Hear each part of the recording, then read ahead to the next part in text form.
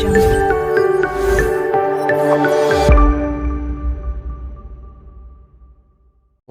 Welcome to my channel. इस lecture से हम लोग जो बात करेंगे वो हमारा होगा इंटरपोलेशन का। ठीक है, इंटरपोलेशन का मतलब क्या होता है कि हमारे पास इंटरवल के बीच में वैल्यूज़ को फाइंड करने होते हैं। ठीक है, इंटरपोलेशन क्या होता है वो मैं लिख देता हूँ। इंटरपोलेशन होता है a technique through which we can, ठीक है, we can find out the values respectively.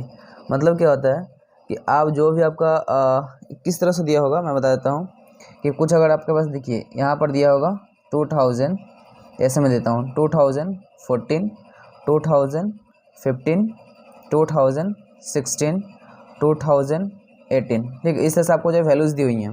ठीक है, अगर मैं इसको थोड़ा सा और इन्हेंस कर दूँ तो यह लिख ले लीजिए 2016, 2018 और 2020। ठीक है, अगर इस तरह से आपको दिया हुआ है और यहाँ पर दिया हुआ है कि 2014 में जो है जो सेंसस था, जो मतलब जो पॉपुलेशन था 2014 में एंड 2014 में, वो था मेरा समझ लीजिए कि 10 लाख।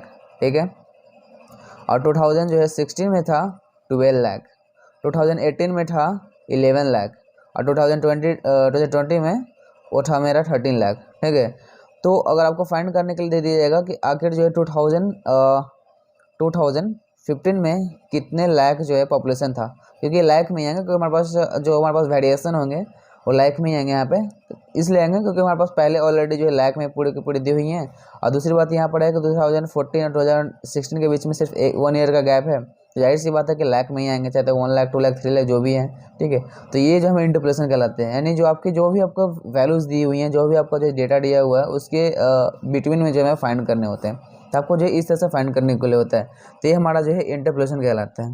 ठीक है, तो हम लोग जो इंटरपोलेशन के बहुत सारे मेथड हैं, जैसे देखिए मैं बताता हूँ आपको, मोटा मोटा मैं बताता हूँ आपको, मैं पूरी की पूरी मैं बताऊँगा, पहले में देख लीजिए कि आप कितने हैं। देखिए इंटरपोलेशन के बहुत सारे फार्मूलाज है, बहुत सारे मेथड हैं। ठीक है, तो देखिए कौन कौन से हैं।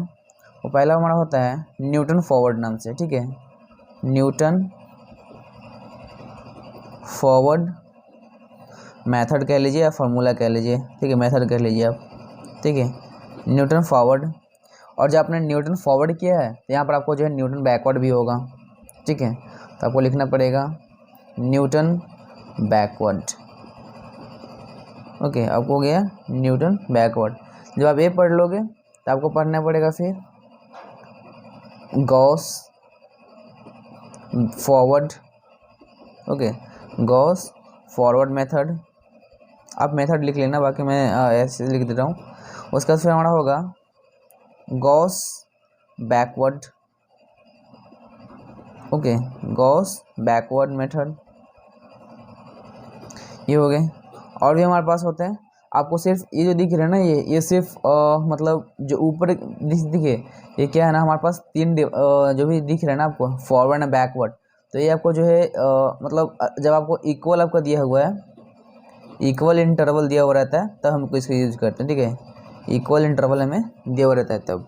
ओके, तो गॉस फॉरवर्ड हो गए, गॉस बैकवर्ड हो गए, और हमारे पास आता है स्टिरलिंग।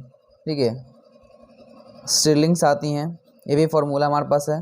बेसल्स आती हैं। ओके, उसके बाद हमारे पास यही है, बेसल्स मेथड होता है या स्टिरलिंग मेथड होता